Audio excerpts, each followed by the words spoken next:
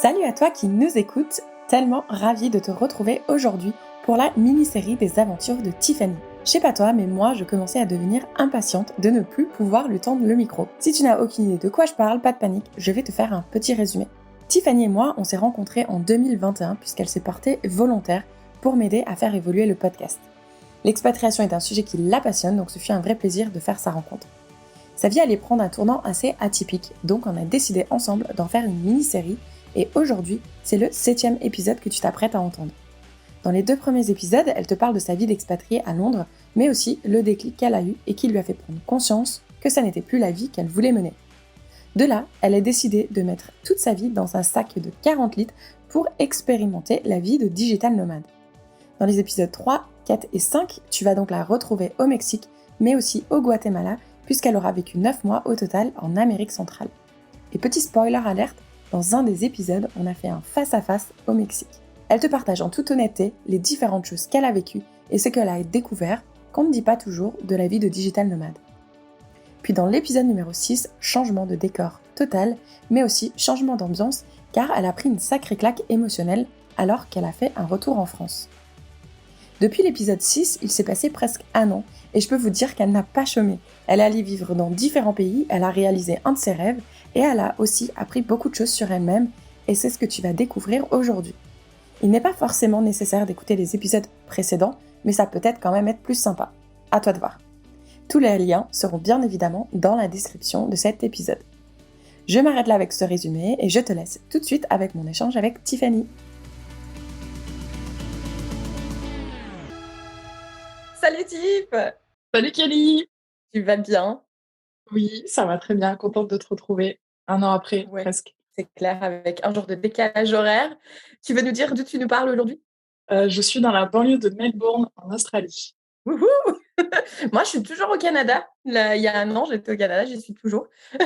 Et toi, là, Ouais. maintenant, je crois que c'est 16 heures, non, 13 heures de décalage horaire. Non, à 16h, on a 16 heures de décalage. On a réussi, je suis contente, ça fait un moment qu'on ne s'est pas parlé. Donc déjà, j'ai envie de te poser une question, c'est est-ce que tu as réécouté le ou les derniers épisodes qu'on a fait ensemble de ta petite mini-série?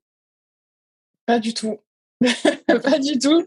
J'avoue que j'ai un peu de mal à m'écouter, première chose, et ça me paraît tellement loin, en fait, que je suis plus à vivre, tu vois, dans le présent et à imaginer les projets futurs qu'à réécouter le passé. Donc, des fois, je regarde mes rites que j'ai fait quand j'étais au Mexique et au Guatemala, et ça me rend trop nostalgique. Du coup, je préfère pas réécouter les épisodes. Peut-être un jour, mais pas pour l'instant. Ok, bah écoute, moi je l'ai réécouté. Et du coup, la dernière fois, on en était à ce que tu allais partir de Bordeaux, il te restait une semaine, et tu allais vivre dans un co-living en France, qui était dans le sud-ouest de la France. Et ensuite, tu allais partir. Donc, tu étais excitée à l'idée d'aller au co-living et de te retrouver avec d'autres freelances digital nomades et d'être dans un co-living. Mais par contre, après les 2 semaines dans le co-living, tu allais partir 3 mois à Londres. Et là, tu appréhendais quand même vraiment le départ, en fait, et l'arrivée sur place. Du coup, est-ce que tu peux nous raconter comment ça s'est passé? Est-ce que du coup, le co-living s'est bien passé et Londres, pas vraiment? Ou est-ce que c'était plutôt l'inverse? Dis-nous tout. Alors, le co-living, c'était, je suis contente d'avoir tenté l'expérience. Donc, c'était un co-living éphémère. En gros, ils ont juste loué une grosse maison Airbnb. On était pas une dizaine. Et en fait, j'étais hyper excitée à l'idée d'être avec d'autres freelances parce que notamment, je me sentais un peu seule dans mon aventure freelance, etc. Et en fait, je ressors de l'expérience un peu déçue parce que j'étais pas sur la même longueur d'onde que les autres personnes qui étaient avec moi. Enfin, la majorité, pas tous. Il y a deux, trois personnes avec qui j'ai toujours des contacts aujourd'hui, donc c'est des bonnes rencontres. Mais globalement, en fait, ils étaient très tournés vers le surf, moi pas du tout. Donc, enfin, ça, je le savais avant le co-living, tu vois, mais je m'étais dit, bon, bah, on n'a pas la même passion, mais c'est pas grave, tu vois, on a quand même le freelancing en commun, on est tous entrepreneurs, on est tous digital nomades, ça fait quand même des gros points communs sur lesquels on devrait se retrouver. Et en fait, on n'avait pas la même vision de la vie et du freelancing. Donc ça a pas trop collé. Après, c'était sympa quand même, hein. Ils étaient très gentils et ça s'est pas mal passé, mais disons que j'ai été un peu déçue. J'aurais aimé trouver plus des gens alignés avec ma vision du freelancing. Et tu vois, moi, je suis freelance vraiment, j'adore ce que je fais. Enfin, c'est complètement une passion, tu vois, à la fois business, le marketing, etc. Et je suis tombée sur des gens qui étaient freelance plutôt pour être libres et pas vraiment par passion d'être freelance ou du marketing, etc. Tu vois. Et donc, souvent, quand on bossait pas, tu vois, et que j'abordais des sujets business, ben, on me répondait souvent, non, mais on n'est pas en train de bosser. En fait, j'ai pas une séparation entre ma vie perso et ma vie pro. Pour moi, je suis vraiment une seule personne et tout ce que je fais dans mon business, ça me passionne vraiment. Donc, c'est pas bon, bah, il est 17h, c'est terminé, j'en parle plus. Mais du coup, voilà, eux, ils étaient très, très tournés vers le surf. Donc, ça parlait beaucoup surf tout le temps, etc. Ce que je peux comprendre. Mais c'est juste pas ma came. Et du coup, il y avait un écart assez important, quoi. Mais j'ai quand même rencontré des personnes avec qui ça a fité et que j'ai revu après, d'ailleurs, en Grèce en septembre pour une personne. Et là encore, on est encore en contact et tout. Donc, c'était quand même une bonne expérience. Heureusement, ça a duré que 2 semaines parce que c'est vrai que parler de vagues et de planches, le surf, Ouais. Heureusement que ça a duré que 2 semaines, c'est clair. Et du coup, ensuite, je suis partie à Londres, hyper contente de retrouver ma ville de cœur, un peu mon premier amour puisque c'était ma première destination quand j'ai quitté la France il y a 4 ans. Et en fait, je me suis rendu compte que j'étais plus du tout alignée avec la ville. C'est-à-dire que j'ai adoré vivre à Londres pendant 2 ans. Et en fait, entre 2019, quand je me suis installée, et 2022, j'ai beaucoup, beaucoup changé. Notamment, mon voyage au Mexique et au Guatemala m'a fait prendre beaucoup de recul sur la vie, plutôt adopter un peu la slow life et une vie minimaliste, ce qui n'est pas du tout le cas de Londres, en fait. À Londres, tu as toujours un truc à faire, tu es toujours en train de courir d'un endroit à un autre, que ce soit un événement culturel, sportif, aller boire un verre avec des potes, toujours hyper occupé, ce qui est beaucoup moins ma vie aujourd'hui. Et ils sont très, très dans l'hyper-consommation, en fait.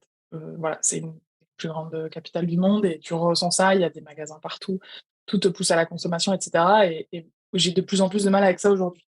Donc j'étais plus alignée et voilà, mais quelque part, c'était bien d'y retourner parce que j'ai pu dire au revoir à la ville et laisser cette période derrière moi, tu vois. Ce que j'avais pas pu faire parce que j'étais partie en plein Covid, confinement et tout, et c'était triste quand je suis partie. Donc là, j'ai pu refaire un tour dans mes endroits préférés une dernière fois et c'était cool. Bon, après, ça veut pas dire que j'y retournerai plus jamais aussi, mais plus de la même oui, façon, quoi. ouais et puis, c'était peut-être pas là aujourd'hui le bon moment, mais peut-être que voilà, comme tu dis plus tard, why not? À voir. Mais du coup là, enfin parce que ça a duré quand même 3 mois, est-ce que c'était pas trop long 3 mois? Alors, je suis restée 2 mois. Moi, j'ai fait juin-juillet. C'était un peu long, effectivement, sur la fin. Mais non, au final, c'était bien parce que, tu vois, j'ai aussi des potes sur place et tout, donc j'ai pu revoir tout le monde, reprofiter, aller dans des villes autour de Londres que j'aimais bien aussi. Ouais, non, ça va, c'était bien. Mais du coup, à ce moment-là, donc tu travaillais toujours, tu étais pas en vacances pendant 2 mois, tu travaillais sur tes activités et ensuite tu devais aussi prévoir qu'est-ce que tu allais faire après Londres ou tu avais déjà une petite idée?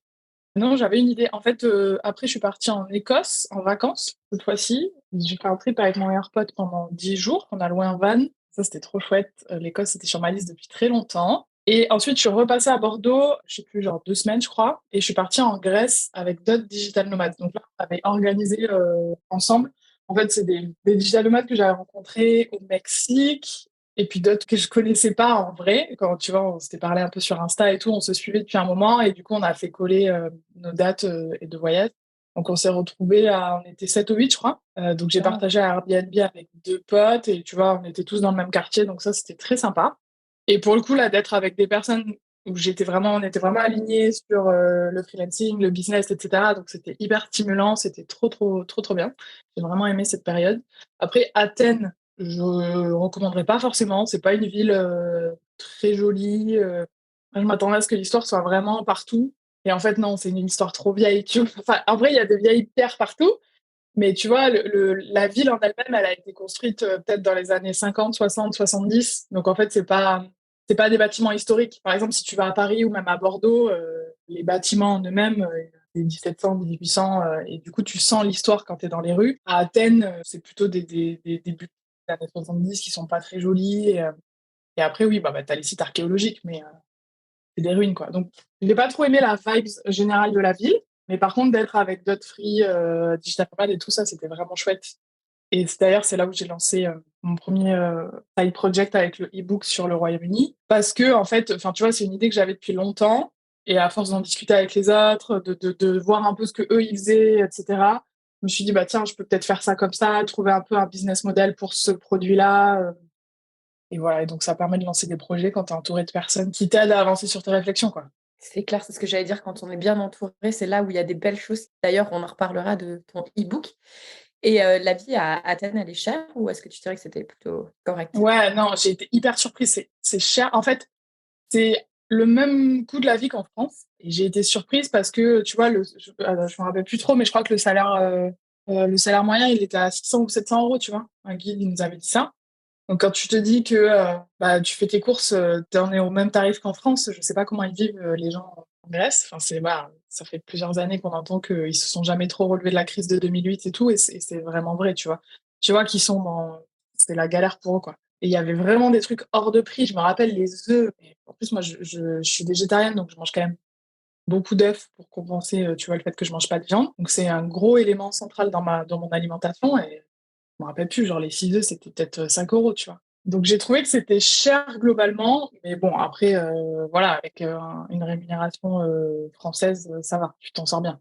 Et donc à partir de là, tu t'es dit: «Bon, je vais pas rester là». Tu savais déjà que tu allais retourner? Parce que bon, moi je le sais, du coup, tu es allée en Espagne, mais du coup, est-ce que tu le savais à ce moment-là ou ça s'est décidé? Alors, c'était prévu qu'on reste juste un mois. Après, chacun avait un peu ses projets. Moi, je savais pas trop. Et en fait, j'ai décidé au début, je crois, que j'irais en Espagne, à Valence. Parce que ça faisait un moment que j'entendais parler de cette ville, qui était assez bien cotée dans le milieu digital nomade. Je voulais rester en Europe jusqu'à Noël, en fait, pour rentrer voir ma famille. Donc, il n'était pas question de repartir. Pendant un moment, j'étais très tentée de repartir au Mexique, parce que, voilà, des potes là-bas, machin et tout. Mais il n'était pas question de reprendre un vol pour y et je voulais vraiment rester pas loin.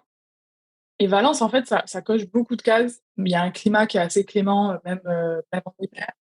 C'est 300 jours de soleil par an, je crois, ou même plus. Donc c'est vraiment sympa. L'Espagne, c'est une culture que j'aime beaucoup. Tu vois, c'est un peu la slow life européenne. Alors, c'est pas celle du Mexique, c'est sûr, mais ils sont quand même beaucoup plus chill qu'on peut l'être en France ou au UK, par exemple. Il y a la mer. Ça, c'était un gros critère pour moi d'être en bord de mer et en même temps d'être dans une grande ville. Donc Valence, c'est la troisième ville d'Espagne. Donc tu as beaucoup de choses qui se passent à la fois culturellement, c'est aussi touristique, tu as beaucoup de bars, de restos, tu as une vraie vie enfin ça bouge quoi. En même temps, c'est hyper facile de se déplacer à la fois à pied, il y a beaucoup de transports, tu as le métro, il y a des bus, du tram, le taxi, c'est pas cher, tu as aussi des vélos, et c'est ouais, hyper bike friendly. C'est très plat, ça c'était important aussi. La ville est plate de fou et moi j'avais envie de retrouver ça pour pouvoir parce que je cours et par exemple à Athènes c'est très très vallonné. Ça peut paraître bête mais quand tu veux faire 10 kilomètres et que tout est partout en montée, c'est un peu la misère quoi. Donc Valence très très bien pour le sport et la course à pied notamment, et le vélo et tout. Et en même temps tu as les montagnes pas loin aussi. Je sais pas, genre une demi-heure, on a été faire une rando un jour. Tu as vraiment un bon équilibre de beaucoup de choses qui, moi, rentrent dans mes critères de choix de lieu de vie, tu vois. En plus, bon, je sais que les stories Instagram, ça reste des stories Instagram, mais moi, en tout cas, elles me faisaient rêver tes stories. Mais non, mais franchement, oui, alors comme tu dis, ça reste des stories, mais tu vois, enfin, je surtravaille pas mes stories, quoi. Je prends juste des photos et je les poste. Et donc, ouais, vraiment. Et puis, j'ai eu un vrai coup de cœur pour la ville aussi, tu vois. Je pense que ça aide à retransmettre ça. La ville en elle-même est belle, tu vois. Pareil, c'est un peu Mhm. comme Bordeaux ou Paris, c'est des qui ont été construites, voilà, tu vois, je sais pas exactement, mais 700, 1800. Et du coup, tu as ces bâtiments à l'architecture hyper travaillée et c'est très coloré aussi. Ça, j'adore. T'as des bâtiments de couleurs partout avec des palmiers partout, c'est trop chouette. Tu vois, tu sors dans la rue, tu es là, waouh. Et j'aime trop ça. Bah, non, mais ça joue hein, sur le moral parce que bon, bah, nous, on est quand même souvent derrière les écrans. Donc, quand tu sors, bah, c'est important de ce que tu as devant les yeux, en fait. Et en plus, du coup, tu arrivée toute seule ou est-ce que tu connaissais, est-ce qu'il y avait des gens qui allaient te suivre? Alors, je suis arrivée toute seule, mais j'étais dans un co-living du coup. Ah oui, ça, c'était un point important aussi. Je voulais me réinstaller dans une ville où il y avait un co-living parce que j'avais pas envie de. Enfin, tu vois, c'est dur quand t'es tout seul dans une ville, Airbnb, bah, t'es tout seul, quoi. Donc, ça demande vraiment beaucoup d'efforts pour rencontrer des gens. Et à l'inverse, l'auberge de jeunesse, quand t'es digital nomade et que tu travailles, tu rencontres pas des gens qui fit ton mindset. Et souvent, c'est des gens plus jeunes, des gens qui bougent tous les jours et tout. Donc, ça marche pas non plus. Donc, le co-living, c'était important. Donc, je suis arrivée toute seule. Et je crois, 2 semaines après, Marilou m'a rejoint. Donc Marilou, c'est une pote que j'ai rencontrée au Mexique. On s'est recroisés plusieurs fois au Mexique, ensuite à Bordeaux, et elle est venue en Grèce avec moi. Ensuite, il y a encore un autre pote qui était en Grèce avec nous qui nous a rejoint quelques semaines après, et encore un autre. Donc au final, je pense qu'au mois de novembre, on était 4 ou 5 du groupe d'Athènes. Et après, en plus de ça, j'ai rencontré des gens qui étaient au co-living et tout, quoi. Et aussi, j'ai une amie qui vit sur place, qui est expatriée depuis 4 ans. Donc au final, en fait, j'avais déjà un peu un espèce de mini noyau sur place. Et en fait, j'ai rencontré des gens, et il y a une grosse communauté d'expatriés, digital nomades et expatriés vraiment à Valence. En fait, je m'attendais pas à avoir autant d'internationaux. J'ai rencontré beaucoup de gens, tu vois, qui sont venus à la base pour faire un stage ou qui sont venus en vacances et qui ont eu un méga coup de cœur ou tu vois, un Erasmus et des gens qui sont toujours là, en fait. Je pense qu'il y a vraiment ça et c'est une ville qui est en train de monter en Europe pour avoir toujours des contacts sur place. Les gens, ils me disent que c'est compliqué de plus en plus compliqué, en tout cas, de trouver un appart, etc. Donc, je pense que ça va être victime de son succès bientôt. Bon, on va pas trop en parler alors, mais bon, ça a l'air de cocher pas mal de cases. Et donc là, tu es resté combien de temps en tout? 3 mois. Donc là, je pense que tu étais dans un super mood, super mindset, mais tu étais en train de préparer un rêve que tu voulais vivre depuis pas mal de temps. J'en parle d'ailleurs dans l'intro. Et tu en as brièvement parlé dans l'épisode numéro 6, qui était du coup d'aller vivre une expatriation en Australie avant que tu ne puisses plus faire le PVT. Ouais. Bon, en vrai, j'ai encore quelques années parce que c'est jusqu'à 35 ans et j'ai 32, donc j'aurais pu attendre. Mais en fait, l'Australie, c'était l'objectif en fin 2020. Quand je suis partie à Londres en 2019, vraiment, mon idée, c'était de rester 1 an et ensuite de partir en Australie. Bon, il y a eu Covid, comme tout le monde sait. Du coup, ça s'est pas passé comme ça. Je suis partie au Mexique parce que je voulais absolument partir. Et l'Australie, c'était pas possible en 2021. Et je pense que, en fait, le Mexique a changé beaucoup, beaucoup de choses en moi. C'était mon premier gros voyage toute seule. J'ai rencontré beaucoup de gens qui m'ont fait évoluer sur mon état d'esprit. Je me suis rencontrée moi-même aussi, tu vois. Enfin, le voyage solo, ça te fait beaucoup évoluer sur beaucoup de choses. Et en fait, là, ça fait 2 ans que je voyage full time. Donc, quand je suis arrivée à Valence, j'étais vraiment fatiguée et j'étais contente de rester là pour 3 mois. Mais en même temps, je savais qu'il y avait l'Australie qui arrivait, tu vois. Parce qu'en gros, j'ai fait ma demande de visa en septembre, donc je l'ai reçue direct. Et ensuite, j'avais 1 an pour partir. Et un peu dans ma tête, c'était bon, bah, je vais en Australie, je vis mon truc, et puis je reviens et j'arrête le nomadisme et je me pose quelque part. Peut-être pas pour toujours, tu vois, mais au moins pour quelques années.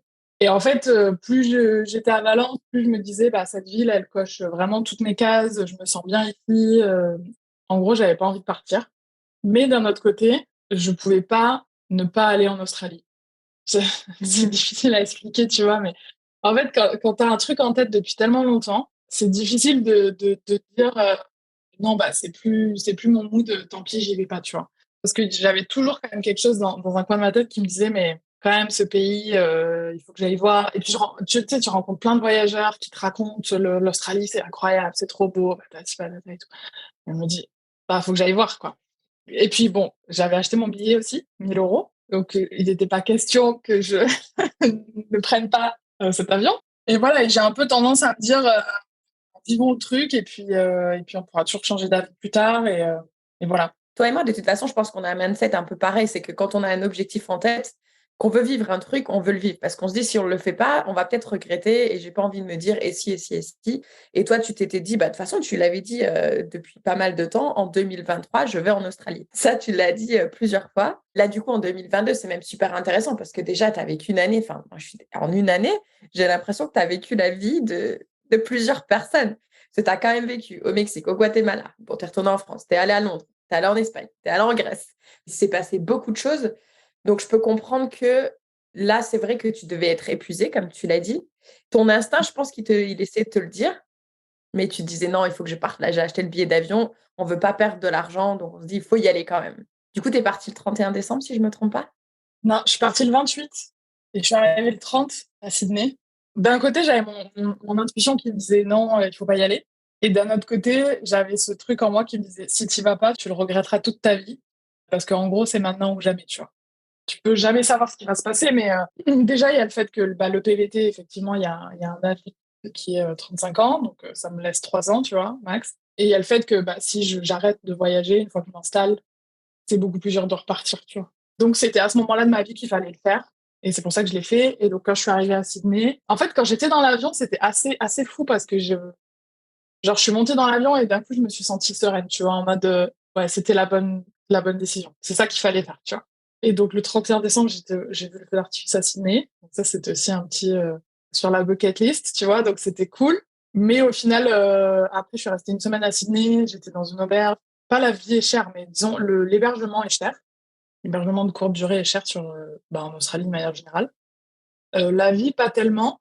Genre, tu vois, pour te donner une idée de comparaison, un café, donc moi je prends un latte avec du lait d'avoine. À Bordeaux, au mois d'août, j'ai payé ça 5 euros. J'étais comme une ouf, 5 euros. Et tu vois, ici, je paye 2,50 €, 3 euros, quoi. Ok. Donc après, évidemment, il y a des trucs qui sont plus chers, mais par exemple, un litre d'essence, ça coûte 1,15 €, 1,20 €. En France, j'ai perdu un peu les comptes, mais on n'est pas loin des 2 euros, quoi. 80, 90. Donc au final, la vie, de manière générale, je dirais qu'elle n'est pas si chère que ça, si tu compares à la France. Évidemment, si tu compares à Bali, c'est cher. Mais tout ce qui est hébergement courte durée, c'est très cher. Et ils font pas trop d'hébergement moyenne durée. C'est étonnant parce que quand tu sais qu'il y a plein de PVT quand même qui arrivent, bah, au départ, quand tu arrives, tu vas pas prendre un truc sur plusieurs mois. Ouais, bah, en fait, ce qui se passe, c'est que tu as des auberges de jeunesse. Il y a beaucoup de PVTistes qui travaillent en ferme, etc. Donc, souvent, tu as les hébergements qui sont avec, quand tu trouves un taf en ferme, bah, tu vas aussi avoir ton hébergement. Ou alors, il y en a beaucoup qui sont en van. Mais sinon, tu vois, tu as quand même la location. Enfin, tu peux prendre une chambre dans une coloc. Tu vois, tu as une appli où, en gros, il y a des gens qui cherchent, qui ont des chambres de libre. Et puis, toi, tu postules. Et donc, ça, c'est ce que j'ai fait quand je suis venue à Melbourne. Donc, j'ai passé une semaine à Sydney, ensuite je suis venue à Melbourne. Et l'idée, c'était ça, en fait. C'était de me trouver une coloc et de m'installer long terme sur Melbourne. Puis ensuite, tu vois, de voyager un peu en Australie. Et en fait, j'ai trouvé que c'était très cher. Enfin, tu vois, pour te donner une idée, je sais pas, c'était 900 000 euros le mois, quoi, pour une chambre, une coloc. D'ailleurs, tu peux dire rapidement, c'est quoi le nom de l'application au cas où il y a des gens qui ça intéresserait? Je crois que c'est Flatshare, un truc comme ça. Ah, Flatmate. Flatmate, On ok, je mettra dans mettrai. dans la description. Je me suis dit, bah, je vais mettre un budget assez conséquent parce que j'ai envie d'avoir une bonne chambre assez grande, dans une coloc qui est sympa, bien placée, etc. Et aujourd'hui, je peux me permettre de mettre un petit budget là-dedans, tu vois. Donc, je me suis dit, bon, bah, ok, je le fais. Mais en fait, je me suis heurté à un deuxième problème, c'est la compétition. Enfin, la concurrence, pardon. Il y a beaucoup de gens qui cherchent des chambres. Et en fait, le problème, entre guillemets, c'est que quand toi, t'es expat, ouais, genre quand tu dis, bah, ça fait 2 semaines que je suis là, les gens, ils voient, ah ouais, mais tu vas vite repartir, t'es pas quelqu'un de fiable, entre guillemets, tu vas rester 2, 3 mois. Nous, on n'a pas envie dans 3 mois de rechercher un coloc, machin et tout. Et même quand je disais non, mais en fait, l'idée, c'est vraiment, je vais m'installer 1 an à Melbourne. Donc là, je cherche un truc long terme. Tu vois, j'avais quand même souvent ça. Un jour, j'ai visité une maison incroyable. Genre vraiment, la maison de ouf. Il y avait 3 chambres, donc 2 autres filles. J'en rencontre une, on discute, plutôt bon feeling et tout. Elles avaient à peu près mon âge. Enfin, je me dis, trop bien. J'étais prête à emménager direct et elle cherchait quelqu'un rapidement et tout. Donc franchement, ça matchait. Et donc, du coup, après la visite, la nana, elle me dit, bah, je vois avec mon autre coloc et puis on te dit pour compter le dossier et tout pour l'agence. Et en fait, genre pendant 3 jours, j'ai envoyé des messages et tout, pas de nouvelles. Donc je les ai harcelées, j'ai appelé et tout, jusqu'à ce qu'elles me disent oui, bah en fait, on a pris quelqu'un d'autre. Je me dis ok, bah pourquoi, tu vois, juste que je sache. Et donc là, elle m'a sorti oui, mais c'est quelqu'un qui va rester plus long terme. Bon, bah je croyais que 1 an c'était long terme, tu vois, mais a priori, non. Franchement, je sais pas, tu vois. Et je t'avoue que ça m'a un peu découragée parce que ça prend beaucoup d'énergie. J'étais confrontée à exactement le même problème à Montréal. Exactement le même problème quand je cherchais une location, enfin une colocation, c'était ouais, ils veulent du long terme, ils veulent de la certitude, ils veulent des et donc je comprends ce que tu ressens par rapport à la recherche, c'est épuisant, c'est frustrant, tu te dis: «Punaise, ça te donne envie d'abandonner, quoi». C'est ça. Et en plus, enfin, dans ma tête, j'étais en mode, bah ok, je vais m'installer, je vais devenir expat en Australie. Sauf que, en fait, j'ai mon entreprise, elle est en France. Mes clients, ils sont en France. J'ai un compte bancaire français, j'ai pas besoin d'avoir un compte bancaire australien, que j'ai pas de frais avec ma carte et tout. J'ai acheté une carte SIM australienne, mais en vrai, je pourrais juste garder ma carte SIM française, ça suffit. En fait, j'ai absolument rien en Australie et j'ai pas fait de démarche pour avoir quoi que ce soit en Australie.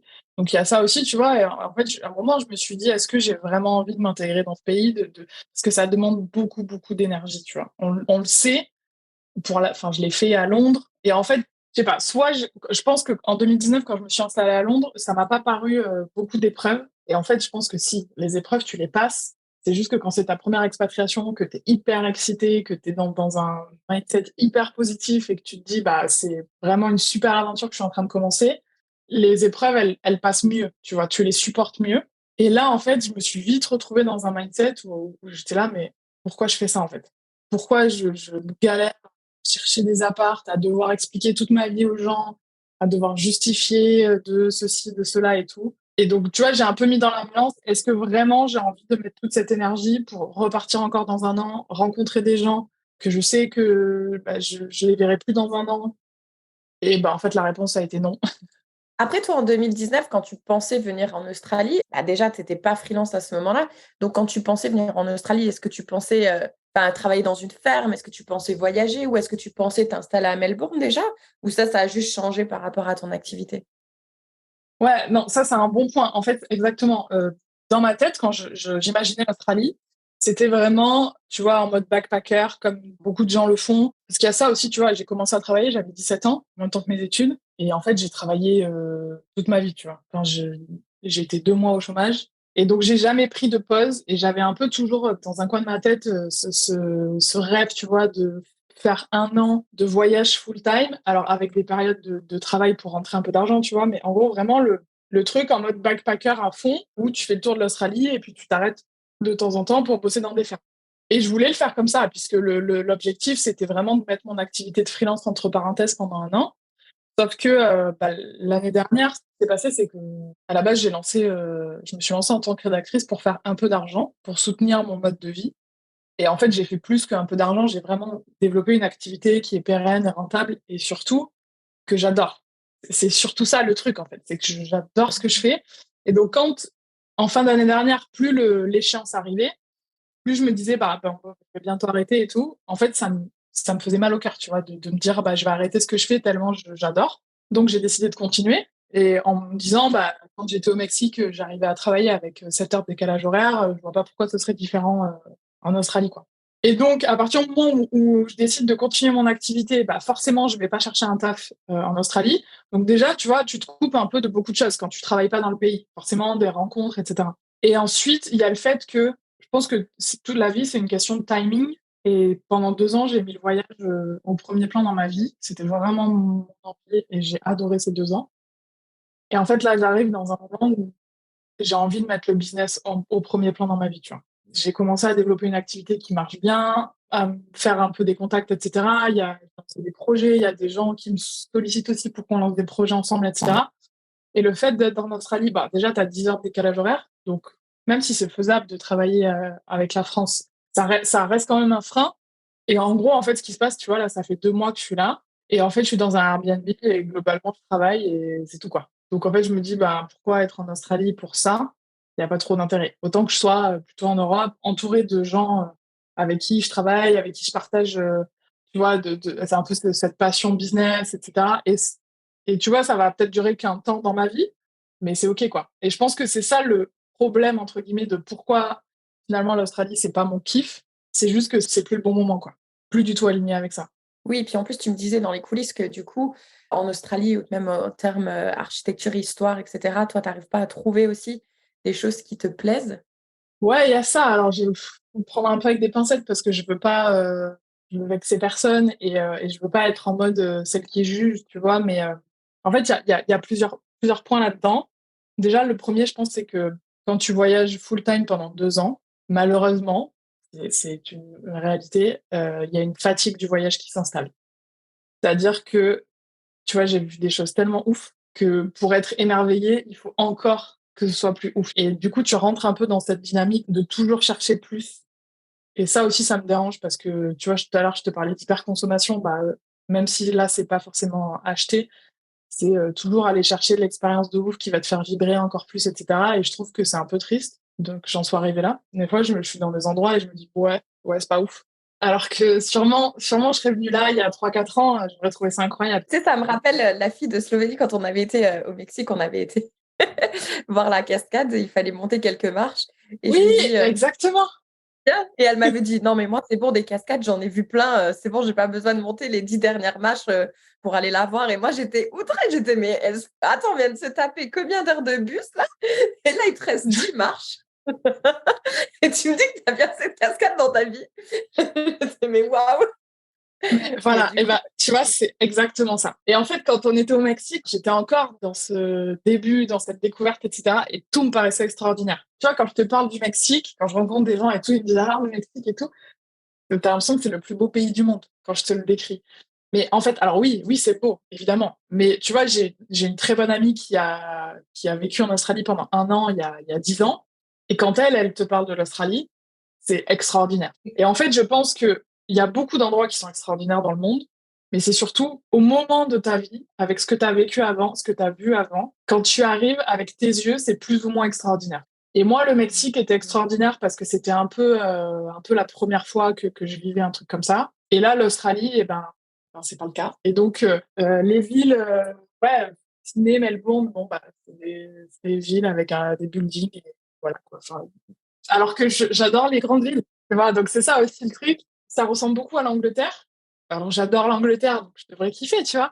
Mais en fait, à chaque fois un peu que je découvrais un truc, j'étais là, ouais, ok. Et alors, enfin, et il y a ça aussi, tu vois, d'être dans cette dynamique. Je me suis dit bon là, il y a un problème. Je sais pas, tu vois, évidemment il y a pas de culture. Tu vois, j'avais mes grands-parents au téléphone le jour, ils me disaient alors t'es dépaysé et tout. Non, je suis pas dépaysée.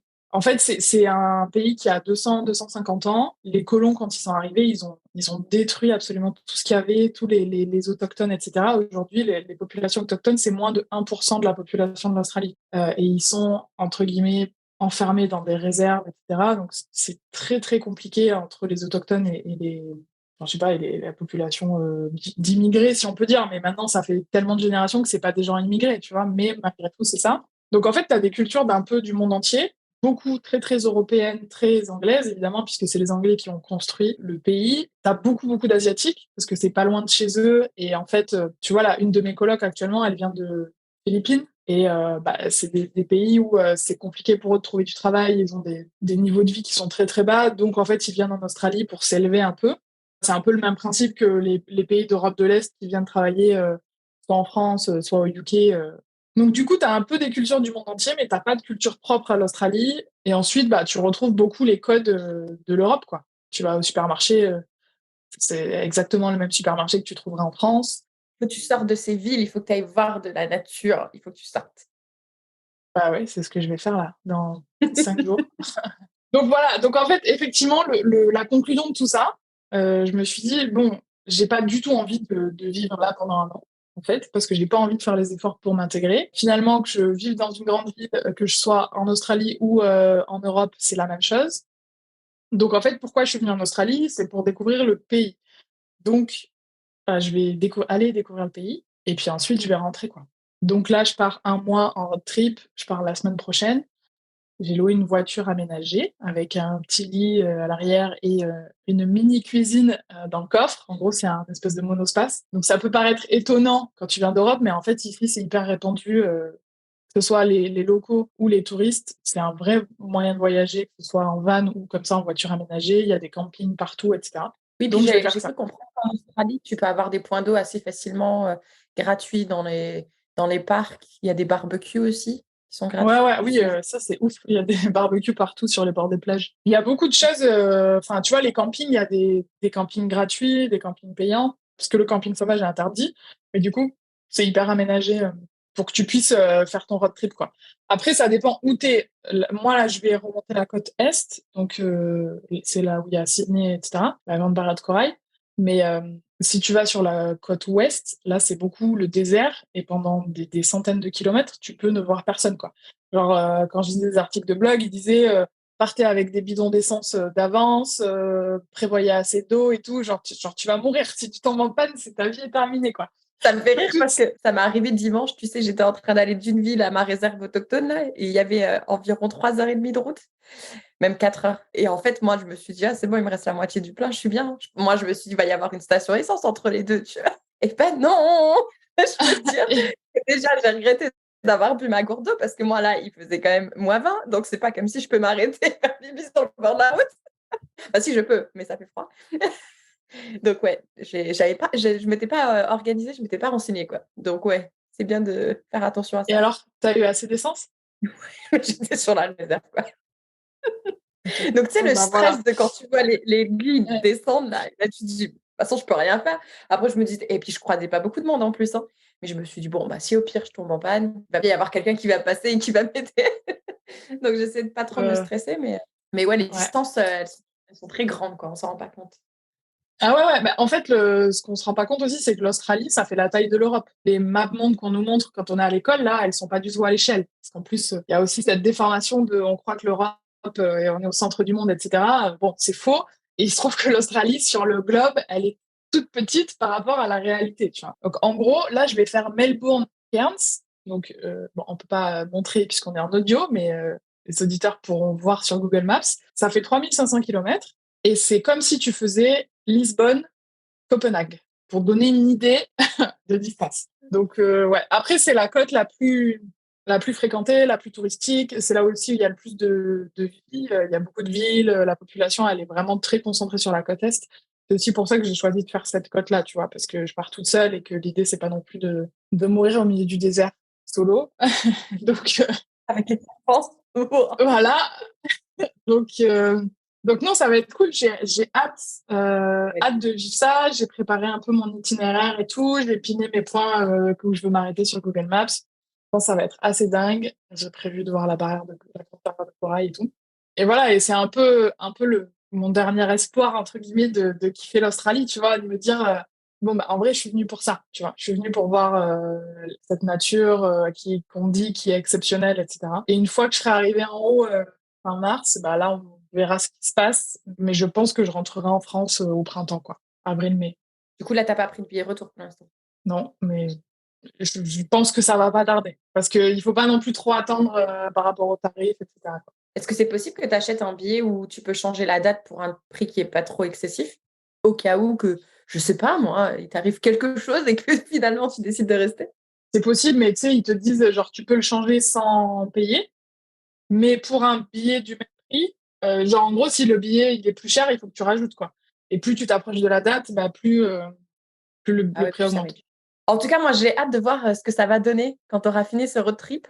Et j'adore enregistrer ces petites capsules où tu parles et tu nous dis, voilà, c'est le plan, mais on verra bien ce qui se passe.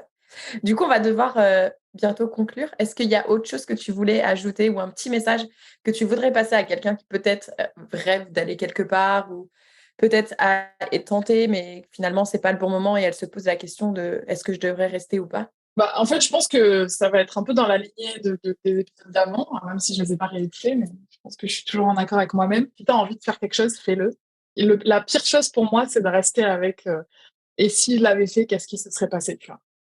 Donc, même si là, tu vois, voilà, ça fait bientôt 2 mois que je suis en Australie et en vrai, je kiffe pas, pour être tout à fait honnête. Alors, je suis pas malheureuse non plus, hein, mais je suis trop en mode OK, et donc, qu'est-ce que je fais là, en fait?